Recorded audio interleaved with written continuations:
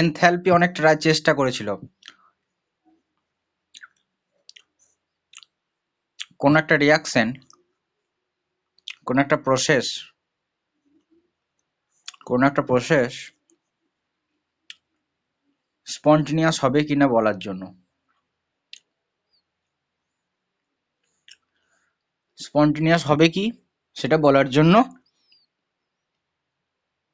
অনেক চেষ্টা করেছিল, বলেও ছিল যে এনথ্যালপি চেঞ্জটা যদি নেগেটিভ হয় সেটা এক্সোথার্মিক রিয়াকশন, এবং সেটা একটা রিয়াক্ট্যান্ট আছে, একটা প্রোডাক্ট, এর 100 জুল এনার্জি ছিল, এর প্রোডাক্ট হলো 80 জুল, আর 20 জুল এনার্জি বেরিয়ে গেল, তার মানে ডেল এইচটা -20 জুল, তার মানে এই রিয়াকশনটা স্পন্টেনিয়াস হবে, এটা বলেছিল।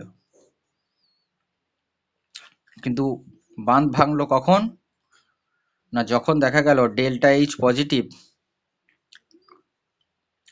বরফ থেকে ওয়াটার হচ্ছে, আবার ওয়াটার থেকে ভেপার হয়ে যাচ্ছে, তখন ডেল এইচটা পজিটিভ, এবং এটা স্পন্টেনিয়াস রিয়াকশন, নর্মাল ঘটে থাকে। বরফকে ফ্রিজ থেকে বের করে দিলে সেটা অটোমেটিক গলে যাবে আন্ডার সেট অফ কন্ডিশন, জোর করে করানোর দরকার নেই। তাহলে সবই স্পন্টেনিয়াস প্রসেস। তাহলে ডিএলএইচ এর ভ্যালুটা কত হলে নেগেটিভ না পজিটিভ, আবার 0 হলে পরে দেখা যাচ্ছে সেটা একটা রিভার্সেবল প্রসেস, তাই না? সুতরাং অনেক সমস্যা দেখা দিচ্ছে, সেটা ডেল্টা এইচ পজিটিভ বলবো নাকি নেগেটিভ বলবো নাকি শূন্য বলবো, সব ক্ষেত্রেই দেখা যাচ্ছে স্পন্টেনিয়াস পাওয়া যাচ্ছে, আবার কিছু কিছু ক্ষেত্রে পাওয়া যাচ্ছে না। এরপরে এলো এনট্রপি।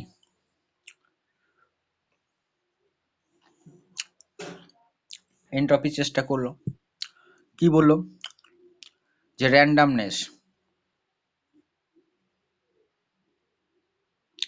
র্যান্ডামনেসটা যদি বাড়তে থাকে তাহলে সেটা স্পন্টেনিয়াস প্রসেস।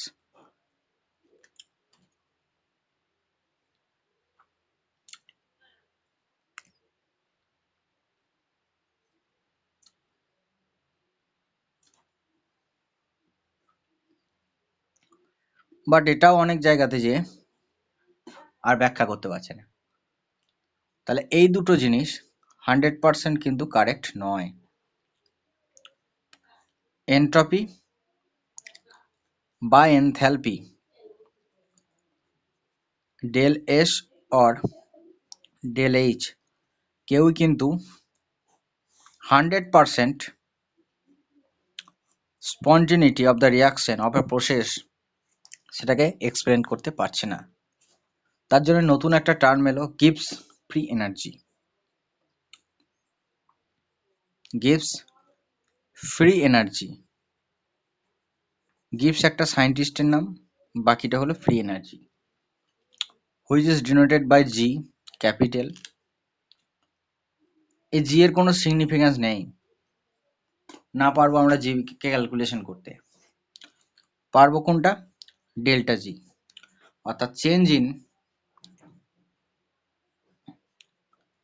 ফ্রি এনার্জি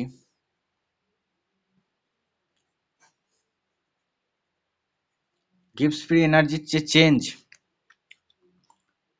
জি ফাইনাল মাইনাস জি ইনিশিয়াল, সেটাকে আমরা ক্যালকুলেশন করতে পারবো, এবং এর একটা সিগনিফিকেন্স রয়েছে।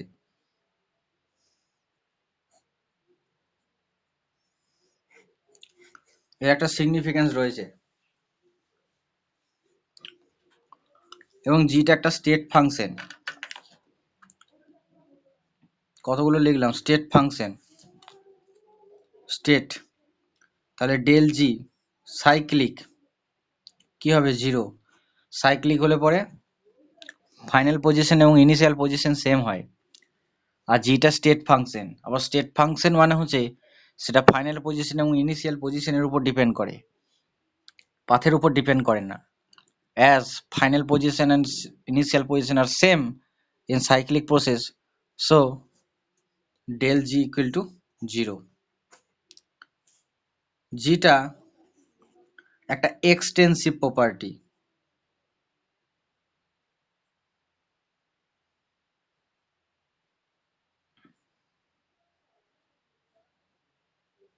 এটা একটা এক্সটেন্সিভ প্রপার্টি। এক্সটেন্সিভ প্রপার্টি মানে এটা অ্যামাউন্ট অফ ম্যাটারের উপর ডিপেন্ড করে।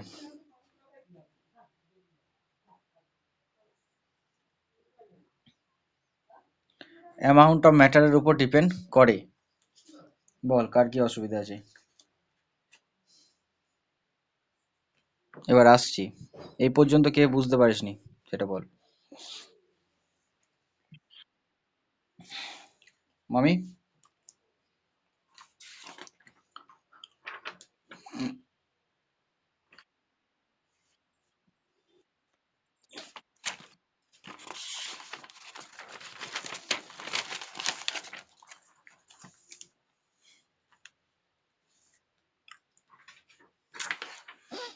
এবার এই জি জি এর একটা ফর্মুলা আছে, মানে হচ্ছে এনথ্যালপি মাইনাস টিএস। জিটা কি? Gives free energy. এটা ক্যাপিটাল, হ্যাঁ আমি ছোট হাতে করে দিলাম, সায়েন্টিস্টের নাম তো প্রপার নাউন হবে। এনথ্যালপি, টিটা হচ্ছে টেম্পারেচার, এটা কেলভিন স্কেল, এসটা হলো এনট্রপি। এবার আমাদের তো এটা ইকুয়েশনটা দরকার নাই, আমাদের দরকার কোনটা? Del G equal to del H minus delta TS. এবার ম্যাক্সিমাম ক্ষেত্রে টেম্পারেচারটা কনস্ট্যান্ট থাকে, তখন ইকুয়েশনটাকে লেখা যায় del G equal to del H T delta S. ঠিক আছে, এই ডেল জিটা কি? চেঞ্জ ইন গিভস energy, change in enthalpy, temperature in Kelvin scale, del S মানে হচ্ছে এন্ট্রপি চেঞ্জ।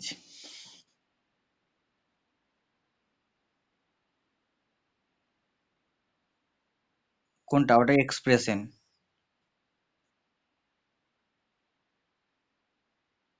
ডেল্টা জিটা ক্যালকুলেট করা যায়, কিন্তু এটা ক্যালকুলেট করা যায় না এবং এর কোনো গুরুত্বও নেই। ডেল জি মানে হচ্ছে জি ফাইনাল মাইনাস জি ইনিশিয়াল। এই গিভস ফ্রি এনার্জি দিয়ে আমরা কোন রিয়াকশন স্পন্টিনিটি হবে, কোন একটা রিয়াকশন স্পন্টিনিয়াস হবে কি হবে না, সমস্ত কিছু বলে দিতে পারবো। এই হচ্ছে ফাইনাল একদম, আর কোনো জটিল থাকবে না, জটিলতা থাকবে না।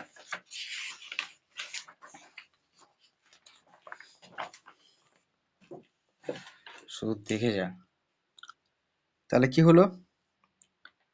টেম্পারেচারটা যদি কনস্ট্যান্ট থাকে, আবার এনট্রপিটা, এনট্রপি মনে হয় প্রেসার কনস্ট্যান্ট থাকলে, তাহলে টেম্পারেচারটা কনস্ট্যান্ট যদি থাকে, প্রেসারটা যদি কনস্ট্যান্ট থাকে, তাহলে এটাকে আমরা লিখতে পারি T and P press constant, তাই তো?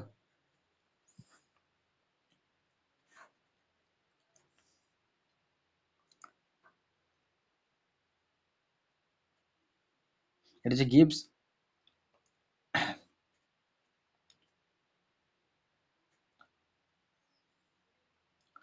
হেমলটস ইকুয়েশন, একটা রিয়াকশন আছে দেখ, হেম।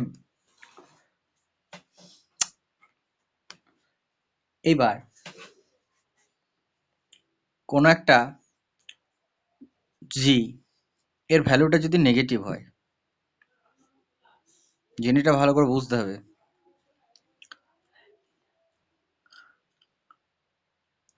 এর মানে হচ্ছে নেগেটিভ যদি হয়,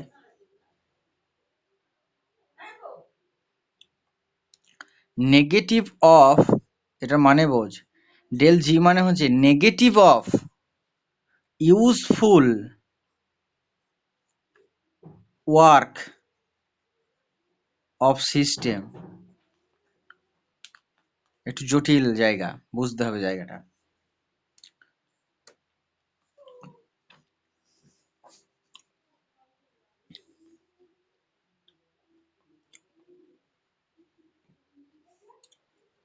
এটার মানেটা ভালো করে বোঝ। ডেল জি এর ভ্যালুটা বলছে কি, minus of useful work of system. এটা আমি একটু ভ্যালু দিয়ে যদি বোঝানোর চেষ্টা করি, যে ডেল জি এর ভ্যালুটা আমি যদি বলি 100 জুল, 100 কিলো জুল বলি। আচ্ছা, ডেল জিটা মানে কি? মাইনাস কি, মাইনাস অফ ইউজফুল ওয়ার্ক। তার মানে ডাব্লুটা কত, ডাব্লু ইউজফুল কত হবে, মাইনাস অফ ডেল জি। তাহলে মাইনাস অফ মাইনাস 100 কিলোজুল, তার মানে হচ্ছে প্লাস 100 কিলোজুল। এটা বুঝতে পারলি কি পারলি না বল? এটা লিখতে পারি কি লিখতে পারি না? ডেল জি মানে হচ্ছে, ডেল জি মানে হচ্ছে minus of useful work of system. এবার ডেল জি এর আ- আ- আসছি আসছি, এবার ডেল জির ভ্যালুটা যদি আমাদেরকে বলে দেয় -100 কিলোজুল, তাহলে ডাব্লু ইউজফুল কত হবে, মানে ওয়ার্ক করার জন্য কতটা হবে, সেটাকে আমাকে কত পেলাম, 100 কিলোজুল, তাই তো? এটাই এক্সপ্রেশন থেকে আমরা পেয়ে গেলাম, পেলাম তো? এবার এইটা মানেই হচ্ছে যে ওই সিস্টেমের মধ্যে 100 কিলোজুল কাজ করার মতো ক্ষমতা রয়েছে। কথাটা বুঝতে পারলি? তাহলে 100 কিলোজুল কাজ করার মতো ক্ষমতা রয়েছে, তার মানে কি, সেটা সামনের দিয়ে এগোবে, মানে প্রসেসটা হবে, বুঝতে পারছিস? তার মধ্যে এনার্জি একটা রয়েছে, এনার্জি বলবো না, একটা ক্ষমতা রয়েছে। It has ability to do the work, এটা এটা বলছে, প্লাস 100 কিলোজুল, বুঝতে পারলি? কিন্তু ডেল্টা জি এর ভ্যালুটা যদি 100 কিলোজুল হয়, পজিটিভ হয়, তাহলে ডাব্লু ইউজফুল হবে কত, -কিলোজুল। তার মানে ও একটা প্রসেসে, ওকে আমি 100 কিলোজুল দেবো, তবে একটা প্রসেসে যাবে, প্রসেস কমপ্লিট হবে। তার মানে বুঝতে পারছিস সেই প্রসেসটা কি হবে, স্পন্টেনিয়াস হবে, হবে না, সেই প্রসেসটা এগোবেই না। তাহলে ডেল জি এর ভ্যালুটা নেগেটিভ হতে হবে, ডেল জি এর ভ্যালুটা নেগেটিভ হতে হবে, তবে এই ডাব্লু ইউজফুল সেইটা পজিটিভ হবে, তাই না? আর ডেল জি এর ভ্যালুটা যদি পজিটিভ হয়ে যায়, তাহলে ডাব্লু ইউজফুল মানে কাজ করার যে এবিলিটি, সেই এবিলিটিটা কিন্তু নেগেটিভ হয়ে যাবে, অর্থাৎ সেই প্রসেসটা স্পন্টিনিউয়াস নয়, কাজ করার জন্য প্রস্তুত নয়, তাকে মাইনাস এত দিতে হবে, তবে প্রসেসটা হবে, কাজটা পরের কথা। কথাটা বুঝতে পারলি? মামি, জায়গাটা ভালো করে দেখ।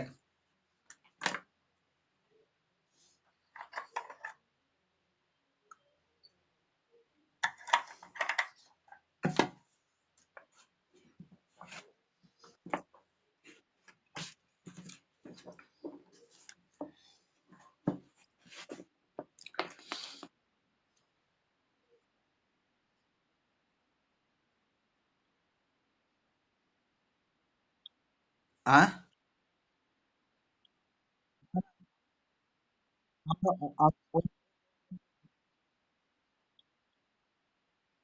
আমি ওইভাবে, আমাকে ওর কম আছে ভাব না, ওর এনার্জি নেই কো, মানে অ্যাবিলিটি নেই কো, সেটা বলতে চাইছি আমি,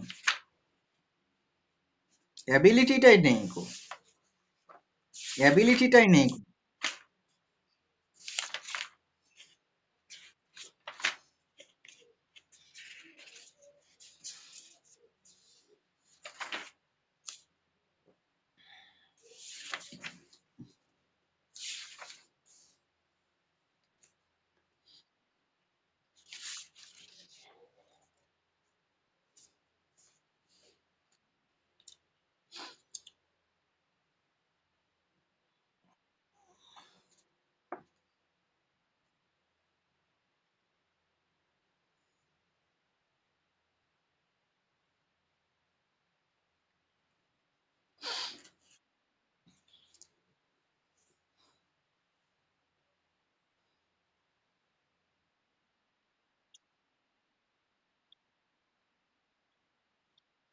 বইটাকে পড়বি, তারপর বুঝতে না পারলে আমাকে বলবি আবার।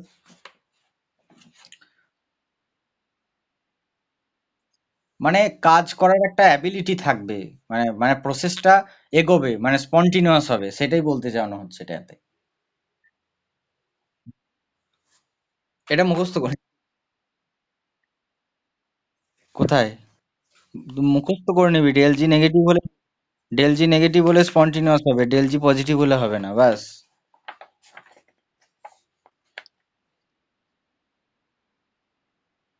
ওই তো ইউজফুল ওয়ার্ক, ওই তো মাইনাস অফ ডেল জি, এই তো বলা আছে, মাইনাস, এই তো মাইনাস অফ ডেল জি,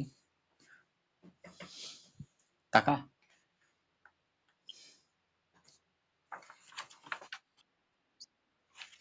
হয়েছে।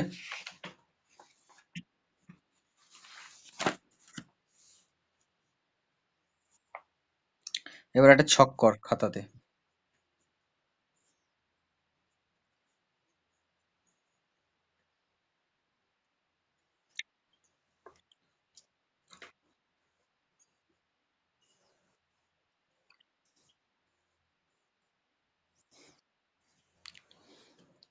আচ্ছা, ডেল জি, কোন একটা রিয়াকশন স্পন্টিনিউয়াস কখন হয়? ডেল জির ভ্যালুটা, ডেল এইচ এর ভ্যালুটা যখন নেগেটিভ হয়, তাই তো?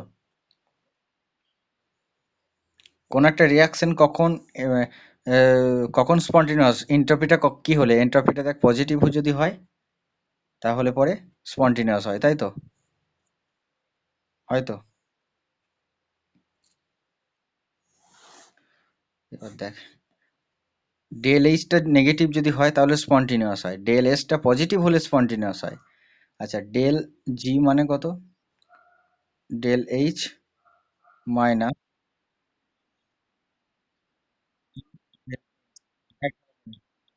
দাঁড়া,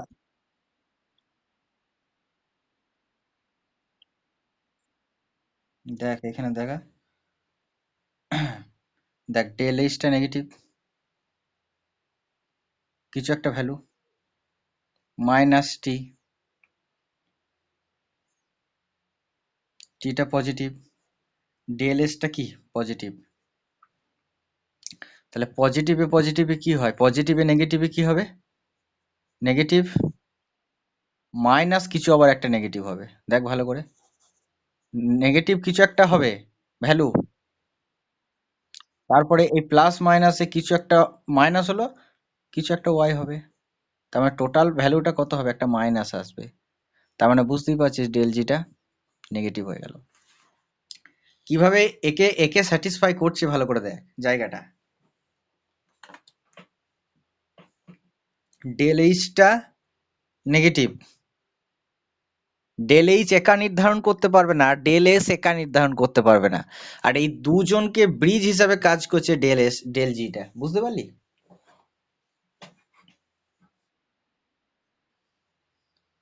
তাহলে ডেল এইচটা নেগেটিভ হলে ডেল এসটা পজিটিভ হলে পরে এটা হচ্ছে। এইবার দেখ, ডেল এইচটা পজিটিভ নেবো আর ডেল এসটা নেগেটিভ নেবো, তাহলে কি হবে? ডেল জি, দেখ ডেল এইচটা পজিটিভ, তাই তো?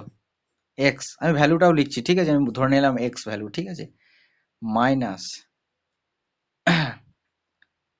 টি এর ভ্যালুটা কত ধরবো বল? মাইনাস টি ইন্টু, এটার ভ্যালু নেগেটিভ, তাই তো? তার মানে মাইনাস এক্স, তাই তো? মাইনাস ওয়াই ধরে নিলাম, এটা মাইনাস তো হবে, ভ্যালুটা মাইনাস ওয়াই ধরে নিলাম, বা এটা এক্স ধরলাম, ওয়াই ধরলাম, ঠিক আছে, ভালো করে দেখা। তাহলে দেখ এক্স প্লাস এক্স হলো মাইনাসে মাইনাসে প্লাস টি ওয়াই, তার মানে দেখ কিছু একটা পজিটিভ ভ্যালু পাওয়া যাবে, হবে? তাহলে ডেল জি ভ্যালুটা পজিটিভ হলে কি নন কন্টিনিউয়াস বলেছি, তাই না? হবে। দেখ কিভাবে ফেভার করছে, দেখ ভালো করে দেখ, ডেল এইচ যখন নেগেটিভ, এটা যখন নেগেটিভ, তাহলে ডেল এইচ যদি নেগেটিভ হয় তাহলে সেটা স্পন্টিনিউয়াস, তাই তো? ডেল এসটা পজিটিভ হলে স্পন্টিনিউয়াস, আবার ডেল জিটা নেগেটিভ হলে স্পন্টিনিউয়াস। দেখ এই ইকুয়েশনে এই দুটো নেগেটিভ বসালে পরে ডেল জিটাও মাইনাস চলে আসছে, আসছে তো? তার মানে দুটো কন্ডিশনকে স্যাটিসফাই করছে, মানে এটা ভুলও নয় এটাও ভুল নয়, বুঝতে পারলি তো? আবার ডেল এইচ পজিটিভ হলে সেটা স্পন্টিনিউয়াস নয়, নন স্পন্টিনিউয়াস, তাই তো? ডেল এসটা নেগেটিভ হলে নন স্পন্টিনিয়াস, আবার ডেল ডেল জিটা পজিটিভ হলে নন স্পন্টিনিয়াস। তার মানে বুঝতেই পারছিস, এই নন স্পন্টিনিয়াসের কন্ডিশনগুলো যখন এই ইকুয়েশনটাতে বসাচ্ছি, তখন ডেল জিটাও কিন্তু আমাদেরকে সাইন দিয়েছে যে নন স্পন্টিনিয়াস। বুঝতে পারলি? এই ডেল জিটাই ফাইনাল। এইবার ডেল এইচটা পজিটিভ নেব আর এইটাকে নেগেটিভ নেব, তাহলে কি হবে?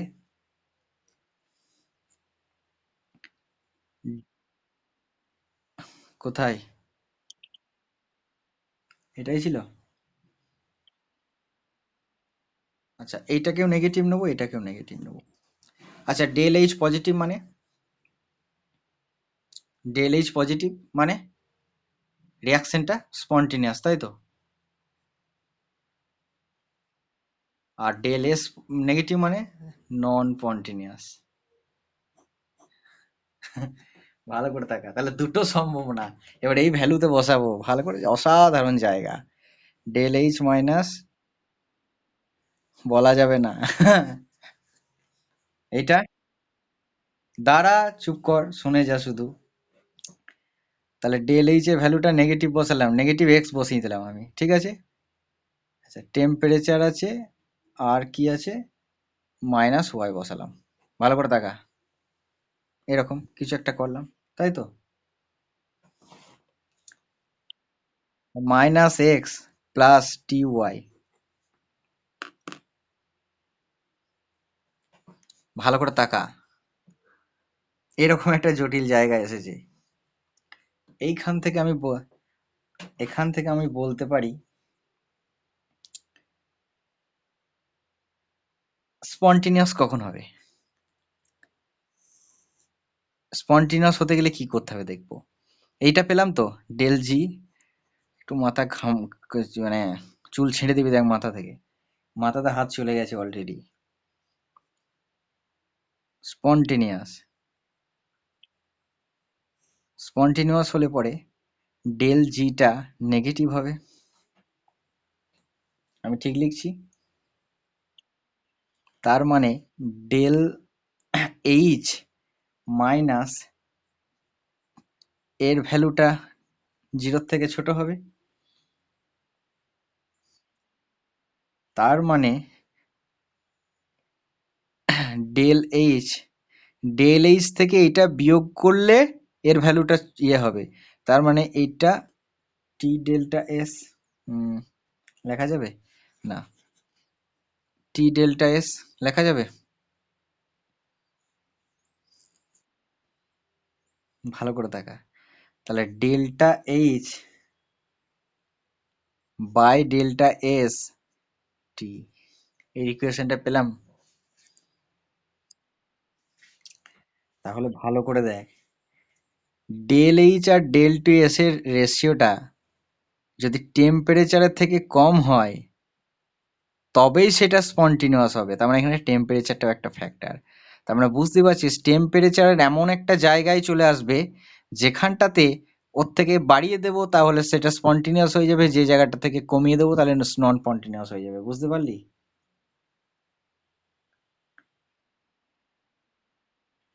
এইটা স্পন্টিনিউয়াসের কন্ডিশন, এই তো ডেল জি জিরো বসিয়েছি। এখান থেকে তো বলতে পারছি না গো। এবার যদি এবার নন কন্টিনিউয়াস হলে কখন হবে? তখন ডেল জি টো বেশি বসাবো, মানে পজিটিভ বসাবো। পজিটিভ হলে পরে তো হয় না, তখন দেখবি এই ইকুয়েশনটা থেকে টি এর মানটা যদি কম হয়, del H by del S, মানে দুজনের উপর নির্ভর করছে। বুঝতে পারলি তো?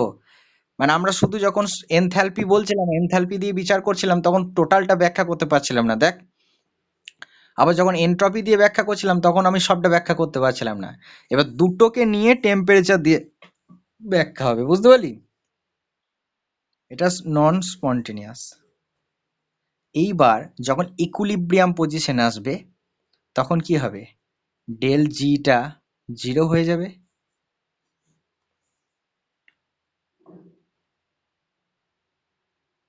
ইকুইলিব্রিয়াম পজিশনে কি হবে?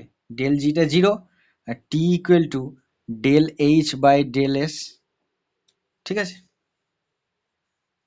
এটা মুখস্থ করে নি। হ্যাঁ,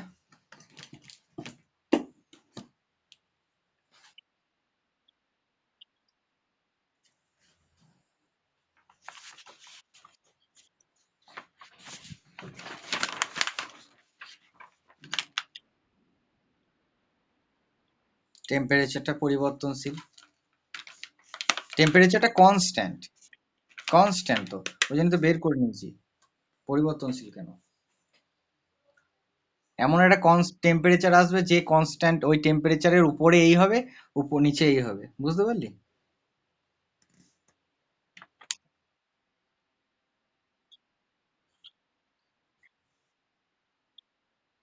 হুম।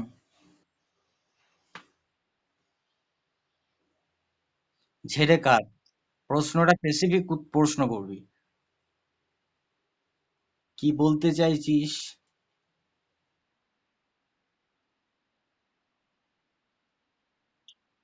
কি?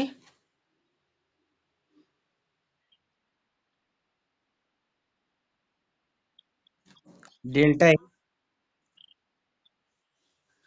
ওইটা আনবো কেন আমি? ওটা আমি এখানে আনবো কেন? কেন আনতে যাবো? এই এনথালপি আর এন্ট্রপি করছি আমি, আবার হিট আনতে যাবো কেন?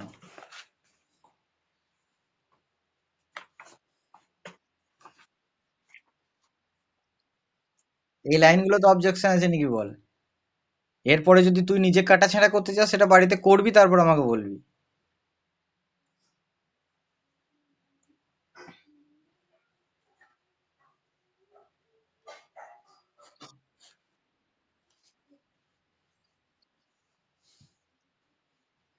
হয়েছে?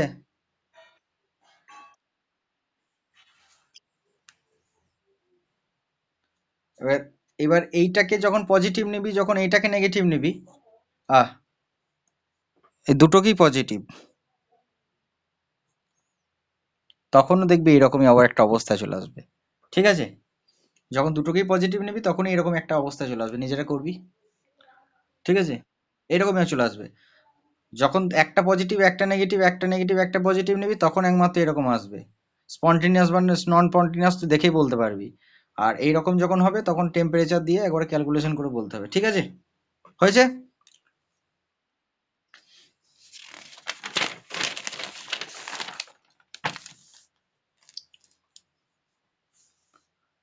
আর একটা অঙ্ক, অঙ্ক দিয়ে একটু বোঝানোর চেষ্টা করি। একটা রিয়াকশন এ থেকে B, two B plus C হয়েছে।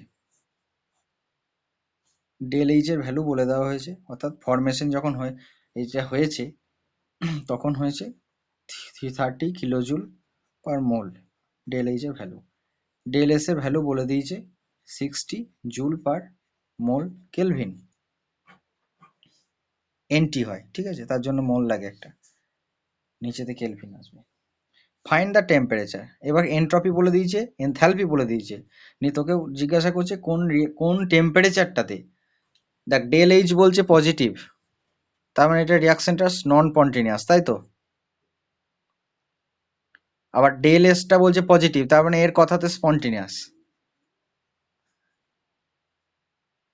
বুঝতে পারলি? এটা নন স্পন্টেনিয়াস, আর এর কথাতে স্পন্টেনিয়াস। তাহলে কত টেম্পারেচারে হবে সেটা আমাকে বের করতে হবে, তাই তো? এবার তোকে জিজ্ঞাসা করলো ফাইন্ড দ্য টেম্পারেচার, টেম্পারেচারটা বলো অ্যাবাভ হুইচ, যার উপরে this reaction is spontaneous.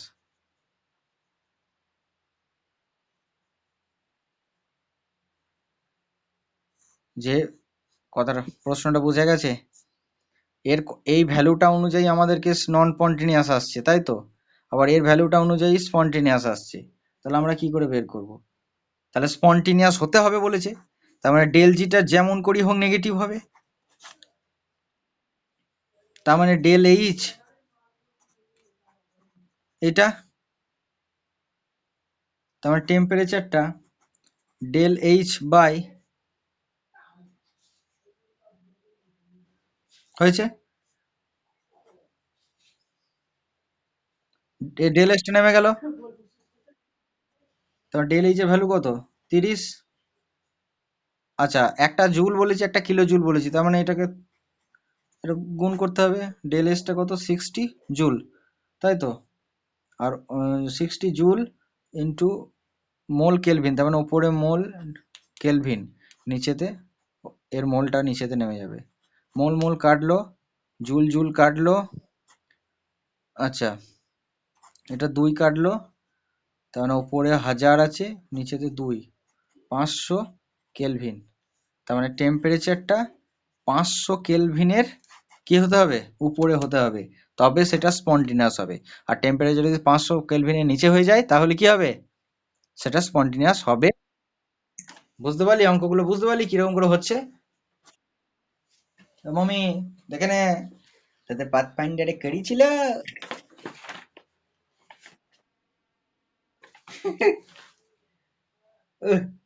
Path finder,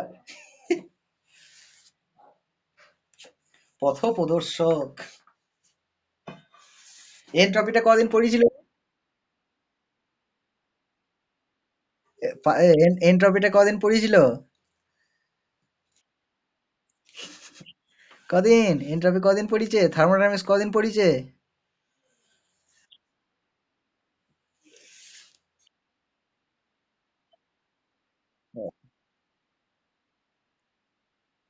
আমার পরে আইলি, আমার পরে শেষ করে, আমার পরে শুরু করে আমার আগে শেষ হয়ে যাবে দেখ। দুদিন করে পড়িয়ে, দুদিন করে পড়িয়ে ফিজিক্স কেমিস্ট্রি বায়োলজি ম্যাথ সব পড়িয়ে দেখ শেষ করে দেবে।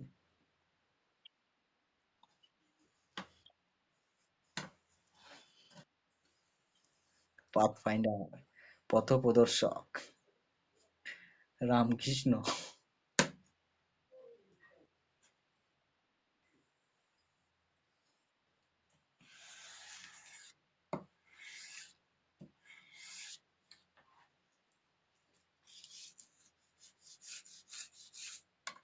তাদের দেখে না, তাদের দেখে না।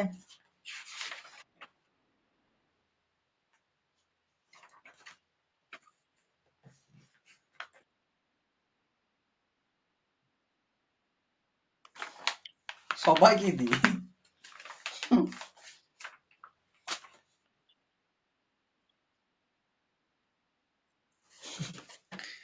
পড়ছিস তো?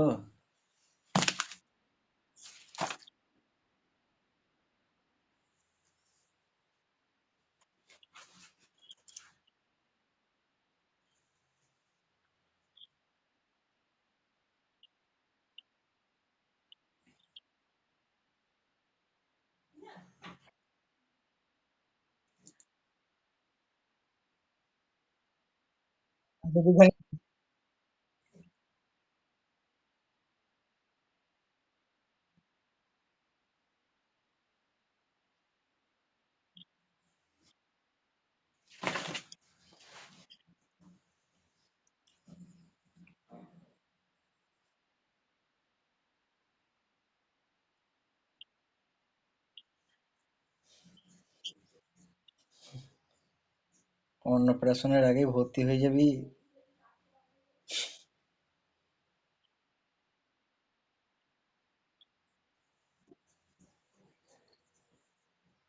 দুধ দাঁত যখন বেরোয় নাই তখন তুই রাইসে ভর্তি হয়েছিস।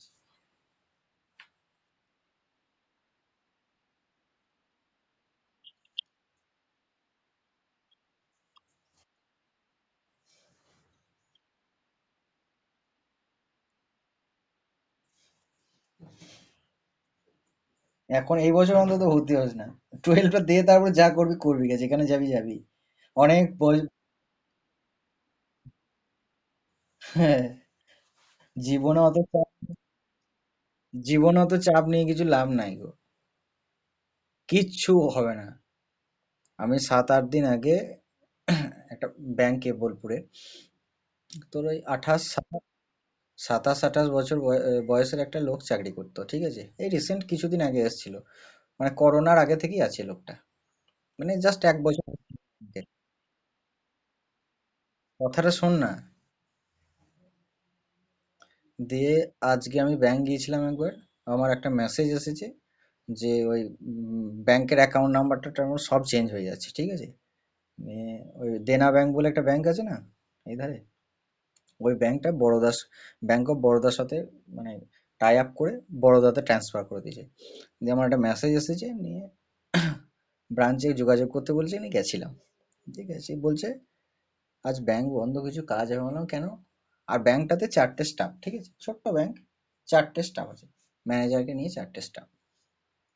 বলছে আমাদের একটা স্টাফ মারা গেছে। এই মানে এমন অবস্থা, সে সুস্থ মানুষ, সুস্থ মানুষ, কালকে ব্যাংকে কাজ করেছে সন্ধে পর্যন্ত, তারপরে রাত্রে বাড়ি গেছে, কোনো প্রেশার সুগার কোনো রোগ নাই, রাত 8:30টার সময় স্ট্রোক হয়ে মারা গেছে।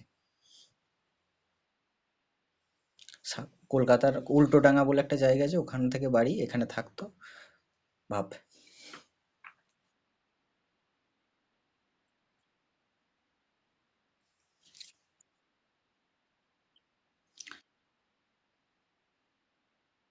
ঢাকা নিয়ে শুয়ে থাকবে, যে যত ঢাকা নিয়ে শুয়ে থাকবে।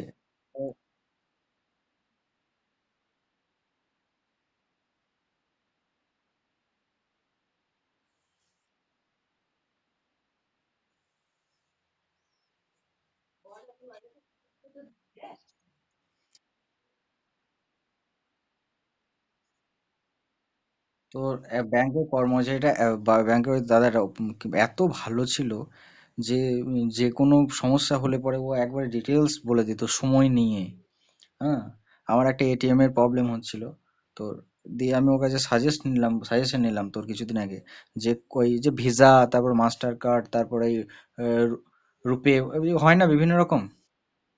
আমি ওর কাছে সাজেশন নিয়েছিলাম যে কোনটা করলে কোনটা করলে ভালো হয় না হয়। এত সুন্দর করে বলে দিল বলি, ওটাই খুব বেশি হলে 25-20 দিন আগে, কিছুদিন আগে আমি একবার ব্যাংক গিয়েছিলাম, তখনও সেই লোকটা তোর ক্যাশে বসেছিল।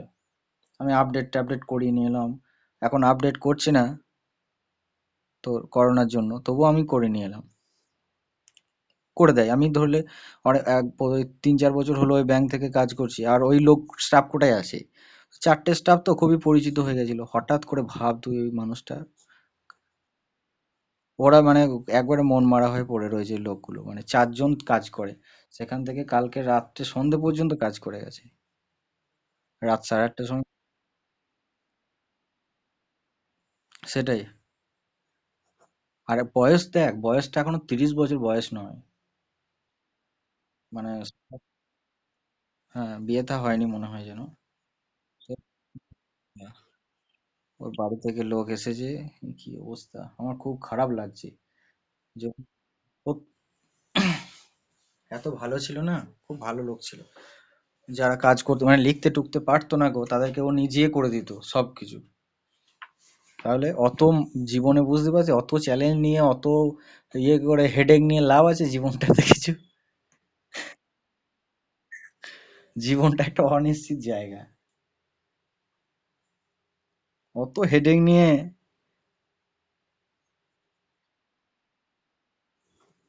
হুম, কেন ঘুমাচ্ছি নাকি? দেখ কেমন মজা।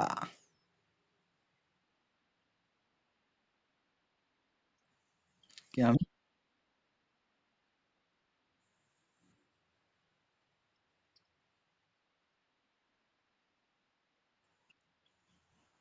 এটা স্পন্টেনিয়াস হবে না নন স্পন্টেনিয়াস হবে সেটা বের করবি, নাকি নন প্রেডিক্টেড, প্রেডিক্ট করা যাবে না, এই ডাটা থেকে করবি।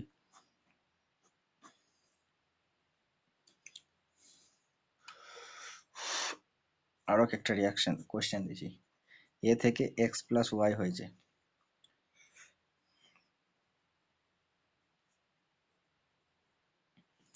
জীবনে অত হেডেক নিয়ে কিছুই লাভ নেই,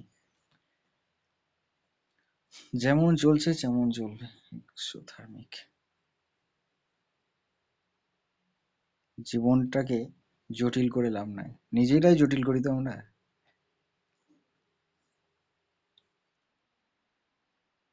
জীবন তাছাড়া জীবনটাকে এনজয় করে কাটাতে হবে,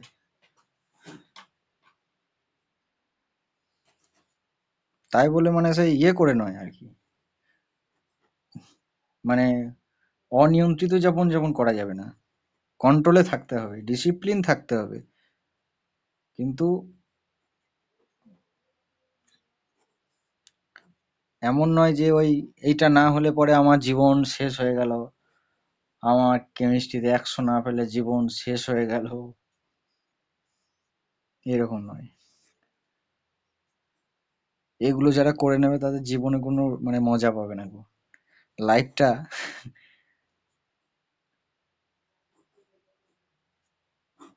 টেম্পারেচার ইনক্রিজ হবে না টেম্পারেচার ডিক্রিজ হবে, নাকি টেম্পারেচারটা ইজ মডারেট, মডারেট হবে? আমি এগুলো নিয়ে খুব ভাবতাম আগে, পরীক্ষার সময় টেনশন ধরে যেত, মানে এত টেনশন করতাম, রাতে ঘুম পর্যন্ত আসতো না গো পরীক্ষার সময়। তারপরে গত 7-8 বছর ধরে, 7-8 বছর বলবো না, লাস্ট 5 থেকে 6 বছর অত টেনশন নিই না, পরীক্ষা দিনে ঘুমিয়ে পরীক্ষা দিতে যাই।